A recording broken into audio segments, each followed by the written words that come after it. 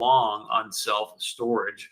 We're talking about that here today on the Commercial Real Estate Report, where our mission here is to empower you to build generational wealth with real estate. I'm your host, Chris Berg, head of business development here at Abernathy Holdings. We go and we build Class A self-storage sites in California, Arizona, and when you see these numbers, soon to be beyond. So I want to start with the supply and demand piece, and it reminds me of a great story by the late, great Sam Zell, one of the greatest real estate investors ever. And he often used to share the story of when he walked into his first introduction to economics class at the University of Michigan. He said, I walk in, and here on the board, I didn't really know what to expect, but I thought, hey, we're going to be diving into a lot of different things. And the professor just basically puts up supply and demand, basic economics literally 101. And yet that's the power of what you're going to see here in a moment, why we believe self-storage is such a great asset class. So let's start with the supply side. You can see here next to me, this is the latest Yardi Matrix self-storage supply forecast. They are projecting now in 2027, 2028 to see a dramatic drop-off in the supply in self-storage. If you're not familiar with development in self-storage, some of you might be saying, well, hey, Chris, 27, 28, like that's a ways out. Just to put it in perspective for you, I'll use a recent example where we recently closed on a site here in Fresno, California. From the day we put that site under contract, the closing was roughly 10 to 12 months. And we're now waiting on the city to get the building permits. We're looking to break ground probably Q4 of 2024, so end of this year. And then you got to plan for at least another 12 months to get the thing up and running to open the door. So I share that with you where you want to think about probably 24-month, 2-year sort of time frame from the time you put a site under contract when you actually open the door. So keeping that time frame in mind, and we're planning on breaking ground on 5 to 8 projects, for example, in 2025. You can see where it bodes well is we're going to be adding supply right when across the country supply is actually going to be going down. So that's one piece of this puzzle is supply side. We feel really good about where supply is at based on our capital stack, what we have on our pipeline, and what we plan on building and or bringing on the supply line over the next few years. So there's supply.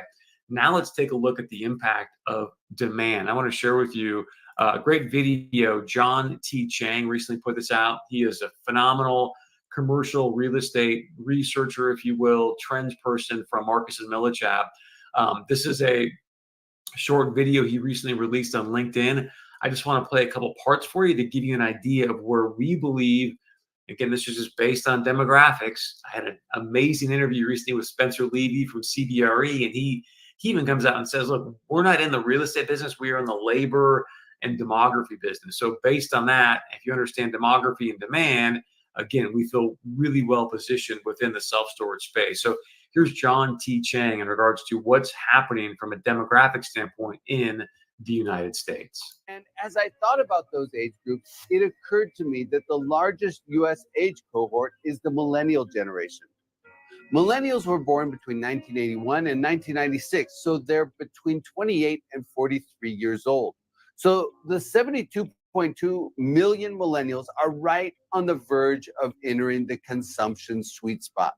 Over the next 5 years, the number of people in the U.S. who are in the prime spending age range of 45 to 54 years old will grow by 1.6 million people. And the number of people in the 35 to 44 age range, which spends the second most, will increase by 1.3 million people. And it gets even better in the 5 years after that. 10 years from now, the total number of people between 35 and 54 years old will be 5 million more than it is today. What that tells me is this: the U.S. economic growth outlook remains strong over the next 10 years.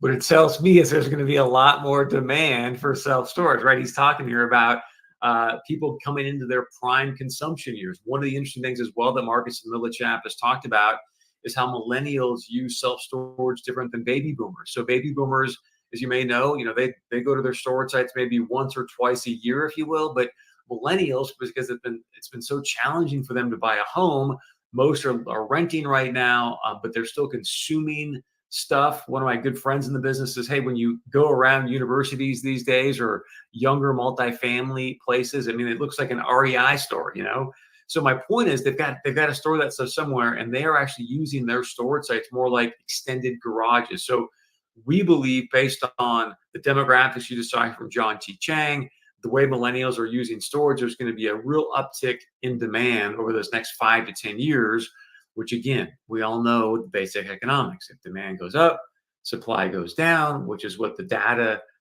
is showing us here. Means pricing typically goes up, which bodes really, really well for our investors here at Abernathy Holdings. So those are a couple pieces as to why we're very long on self-storage over the next few years. Another piece that John T. Chang talks about here is just the wealth transfer that's going to take place. The number he uses in this video is 70 to 90 trillion dollars is going to be transferred from the baby boomers to millennials, again, adding to that net worth of those millennials, allowing them to consume more.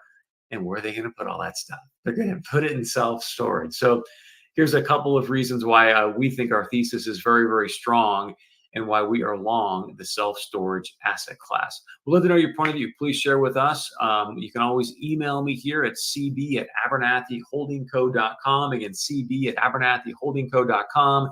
If you've got maybe some land that you think, you know what, I don't know what I'm going to do with it. Hey, if somebody wants to buy this from me and build self-storage, contact me. We may be in the market to buy that land from you and develop self-storage on it. So again, this is the Commercial Real Estate Report. The mission here is to empower you to build generational wealth with real estate.